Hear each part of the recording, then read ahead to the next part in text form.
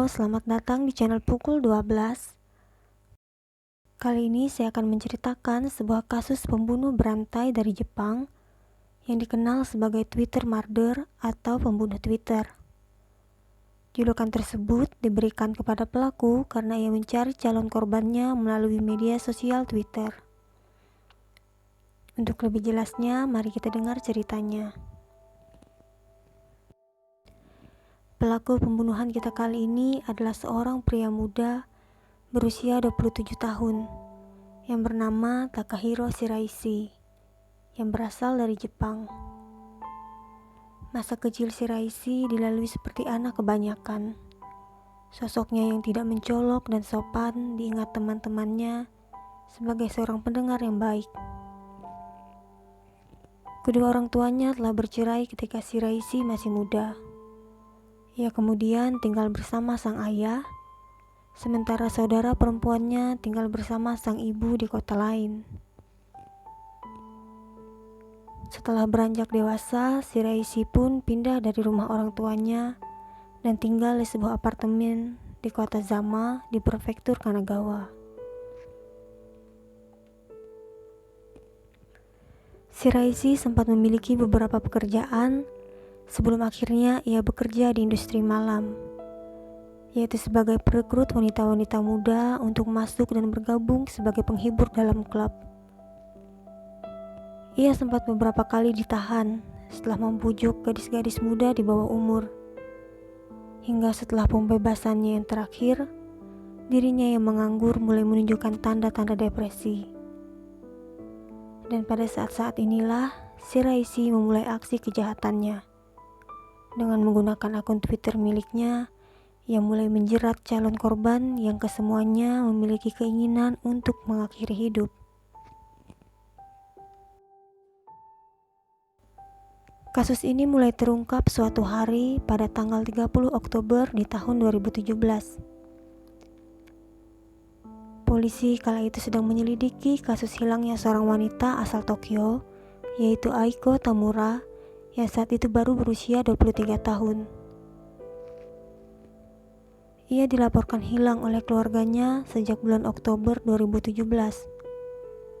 Kakak dari Aiko yang juga turut mencari informasi tentang adiknya menemukan bahwa adiknya itu sempat membuat cuitan pada akun Twitternya yang menyampaikan tentang keinginannya untuk bunuh diri.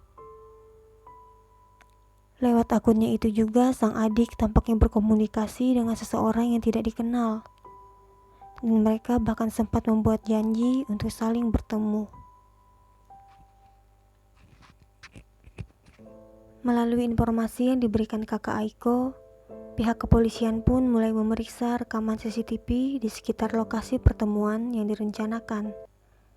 Dan dari rekaman terlihat bahwa Aiko bertemu dengan seorang pria, dan selanjutnya mereka pergi ke suatu tempat.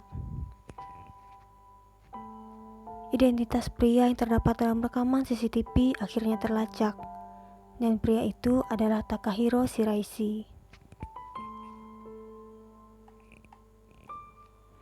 Beberapa hari selanjutnya, tepatnya pada tanggal 31 Oktober, polisi datang ke apartemen Shiraishi untuk menanyakan mengenai keberadaan Aiko yang terakhir kali terlihat bersamanya.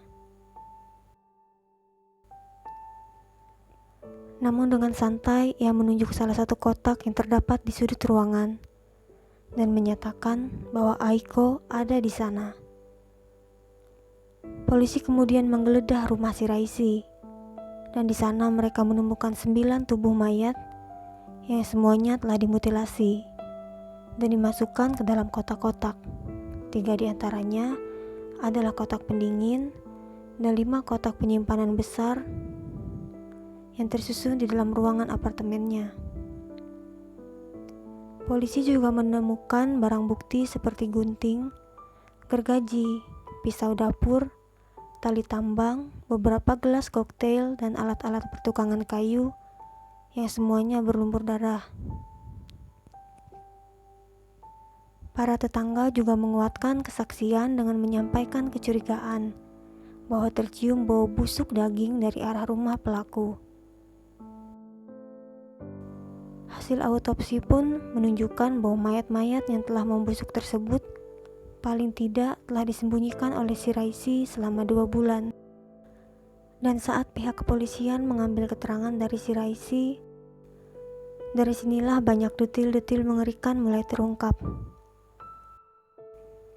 Si Raisi mengaku bahwa secara total ia telah membunuh sebanyak 9 orang, yang diantaranya terdiri dari 8 orang wanita dan 1 orang pria.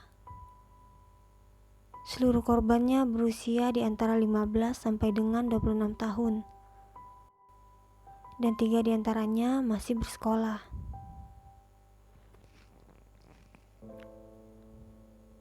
Selain membunuh, ia juga menguliti dan memutilasi korban-korbannya itu. Polisi menyatakan bahwa mayat-mayat tersebut dimutilasi, dipotong-potong dan direduksi menjadi 240 bagian dan disimpan di dalam kotak-kotak pendingin. Selain itu, polisi juga menemukan 2 kepala wanita yang sudah dipenggal di dalam freezer yang terletak di luar apartemennya. Si Raisi memulai aksinya tersebut sejak bulan Agustus 2017. Korban pertamanya adalah Mitsuki Miura, seorang wanita berusia 21 tahun yang ia cekik hingga tidak sadarkan diri, diperkosa kemudian dibunuh. Sedangkan korban terakhirnya adalah Aiko, yang dibunuhnya pada bulan Oktober tahun itu.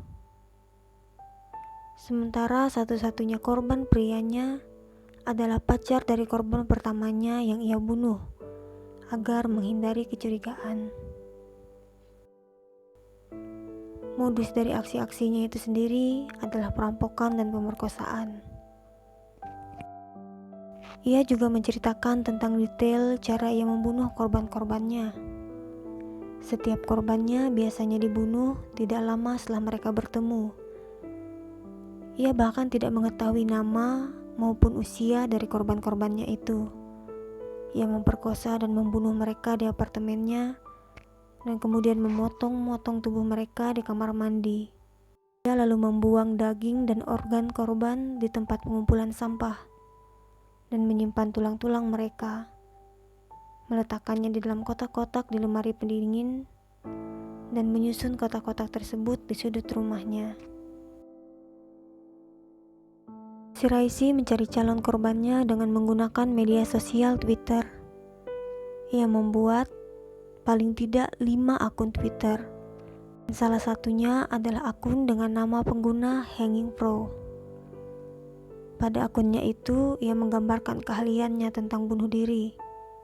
Dan pada profilnya ia menulis, "Saya ingin membantu orang yang sedang dalam kesakitan. DM saya kapanpun." Ia mencari calon korbannya menggunakan hashtag suicide recruitment atau rekrutmen bunuh diri yang biasa digunakan orang-orang di media sosial untuk mencari partner bunuh diri. Selanjutnya, ia menghubungi korbannya dengan mengirimkan pesan yang berisikan ajakan untuk bunuh diri bersama.